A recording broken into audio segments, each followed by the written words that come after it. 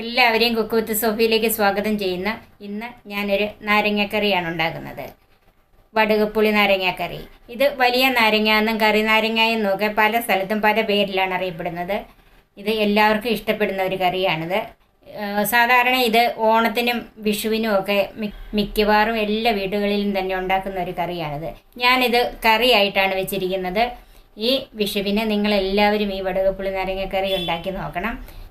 നിങ്ങളിതുണ്ടാക്കി നോക്കിയിട്ട് നിങ്ങൾക്ക് ഇഷ്ടപ്പെട്ടാൽ നിങ്ങളുടെ ഫ്രണ്ട്സിനും റിലേറ്റീവ്സിനും ഒക്കെ ഷെയർ ചെയ്ത് കൊടുക്കണം. അതുപോലെ ഈ ചാനൽ സബ്സ്ക്രൈബ് ചെയ്യണം. എൻ്റെ ഫേസ്ബുക്ക് പേജ് ലൈക്ക് ചെയ്യാനും കമൻറ്റ് ചെയ്യാനും മറക്കരുത്. എങ്ങനെയാണ് ഈ വടുകപ്പുളി നാരങ്ങ കറി ഉണ്ടാക്കുന്നതെന്നും അതിൻ്റെ ചേരുവകൾ എന്തൊക്കെയാണെന്നും നമുക്കൊന്ന് കാണാം. ഇതിനു വേണ്ടി ഞാൻ എടുത്തിരിക്കുന്നത് ഒരു നാരങ്ങ. ഇതിൻ്റെ പകുതി മാത്രമേ ഇപ്പം ഞാനിതിനെ കറി വെക്കാൻ എടുക്കുന്നുള്ളൂ. ഇത് വടുകപ്പുളി നാരങ്ങ എന്നും കറി നാരങ്ങ എന്നും വലിയ നാരങ്ങ എന്നൊക്കെ പല സ്ഥലത്തും പല പേരിലാണ് അറിയപ്പെടുന്നത്. ഇപ്പം ഈ നാരങ്ങയുടെ സീസൺ ആയതുകൊണ്ട് എല്ലാ വെജിറ്റബിൾ കടകളിലും തന്നെ ഈ നാരങ്ങ വാങ്ങിക്കാൻ കിട്ടും. ഇത് നമുക്ക് തൊലി ചെത്തിയെടുക്കാനുള്ളതാണ്. 2 പച്ചമുളക്, 1.5 ടേബിൾ സ്പൂൺ കാശ്മീരി മുളക് പൊടി, 1/4 ടീസ്പൂൺ മഞ്ഞൾപ്പൊടി, 1.5 ടേബിൾ സ്പൂൺ ശർക്കര ചിരണ്ടിയത്, ആവശ്യത്തിന് ഉപ്പ്, ഒരു വലിയ നെല്ലിക്ക വലിപ്പം വാളംപുളി വെള്ളത്തിലിട്ടിരിക്കുന്നത്, കടുക് താളിക്കാൻ വെളിച്ചെണ്ണ, കറിവേപ്പില, 1/2 ടീസ്പൂൺ കടുക്, 2 വറ്റൽമുളക്.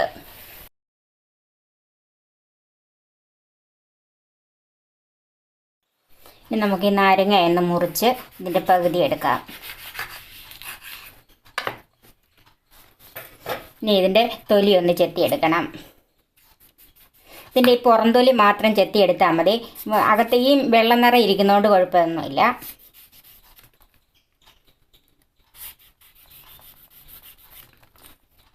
ഈ കരിന്തൊലി ചെത്തിക്കളയണം, അല്ലെങ്കിൽ അത് കഴിക്കും. ഇത് ചെത്തി എടുത്തിട്ടുണ്ട്. ഇതുപോലെ ഈ വെള്ളക്കളർ ഇരുന്നാൽ കുഴപ്പമില്ല. നമുക്കിതൊന്ന് മുറിച്ചെടുക്കാം. ഇതിനകത്ത് കുരുവും ഈ നടുക്കത്തെ ഈ ഭാഗവും മാറ്റിക്കളയണം. ഇതിനകത്ത് ഈ കുരു എല്ലാം എടുത്ത് കളയണം. ഇതുപോലെ ഇങ്ങനെ നടുക്കുന്ന ഇങ്ങനെ മുറിച്ച് കളഞ്ഞെന്നാൽ ഈ കുരു ഇങ്ങോട്ട് എടുക്കാൻ പറ്റും. ഇതുപോലെ കുരു എടുത്ത് മാറ്റിയില്ലെങ്കിൽ കുരു കിടന്നാൽ കയ്പ്പ് കൂടും. ഇപ്പോൾ ഇതിൻ്റെ തൊലിയെല്ലാം കളഞ്ഞ് അകത്തെ കുരുവും എടുത്ത് കളഞ്ഞിട്ടുണ്ട്. ഇനി നമുക്കിത് ചെറുതായിട്ട് മുറിച്ചെടുക്കാം.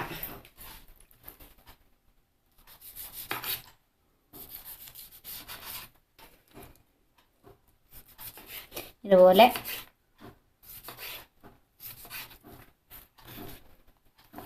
ഇതേ വലിപ്പത്തിൽ ഇങ്ങനെ ചെറുതായിട്ട് മുറിച്ചെടുക്കണം. ഇത് മുഴുവൻ നമുക്കതുപോലെ മുറിച്ചെടുക്കാം.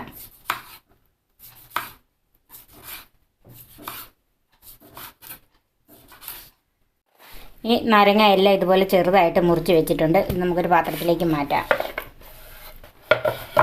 പച്ചമുളകും അതുപോലെ ചെറുതായിട്ടൊന്ന് മുറിച്ചെടുക്കണം.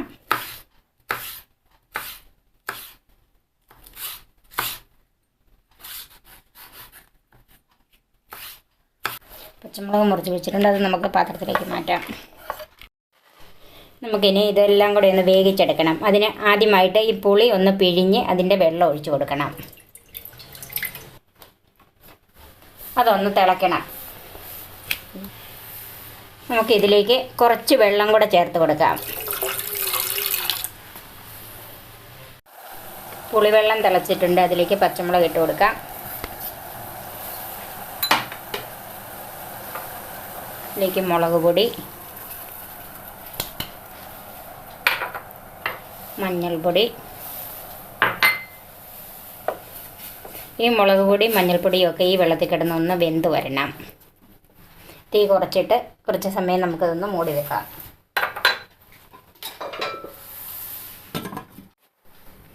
ഇനി നമുക്കിതൊന്ന് നോക്കാം.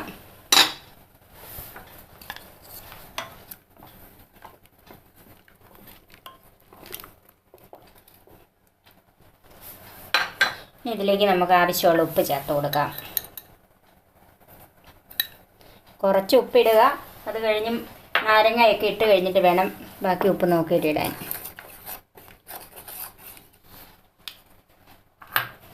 ഈ ശർക്കരയും ചേർത്ത് കൊടുക്കാം.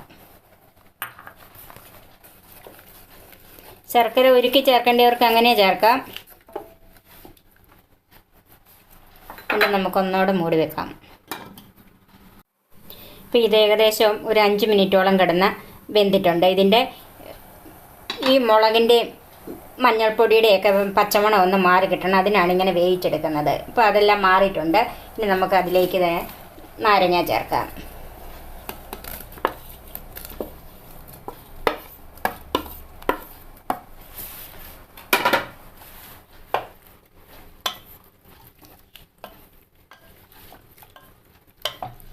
നാരങ്ങ ഇട്ട് കഴിഞ്ഞ് ഒത്തിരി ഒന്നും തിളക്കണ്ട, ഒന്ന് തിള കയറിയാൽ ഇത് നമ്മൾ തീ ഓഫ് ചെയ്യണം. ഒത്തിരി നാരങ്ങ വെന്ത് പോകരുത്. ബാക്കി ആ ചൂടിലിരുന്ന് തന്നെ ഒന്ന് മയം വന്നാൽ മതി.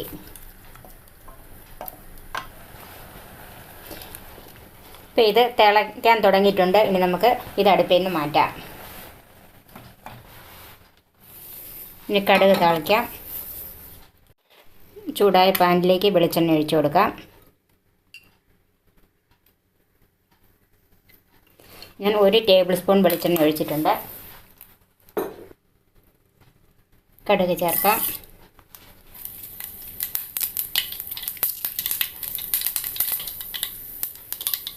വറ്റൽമുളക് ചേർക്കാം. കറിവേപ്പിലയും ചേർക്കാം.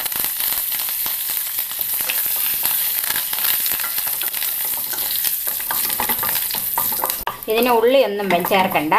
ഇത് നമുക്ക് തീ ഓഫ് ചെയ്യാം. മുളക് നന്നായിട്ട് മൂത്തിട്ടുണ്ട്.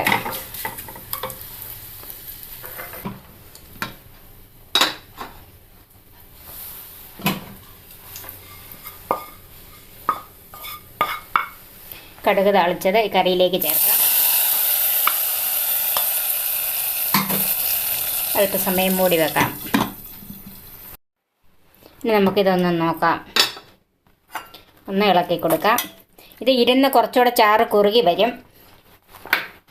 നമ്മുടെ വടുകപ്പുളി നാരങ്ങ കറി റെഡിയായി. നമുക്കൊരു സർവിങ് ഡിഷിലേക്ക് മാറ്റാം. ഇത് നന്നായിട്ട് ചൂടാറിയിട്ട് വേണം ഉപയോഗിക്കാൻ. അതാണ് ഇത് ഏറ്റവും നല്ലത്. ഒരു ദിവസം കഴിഞ്ഞ് ഉപയോഗിക്കുന്നതാണ് ഏറ്റവും നല്ലത്.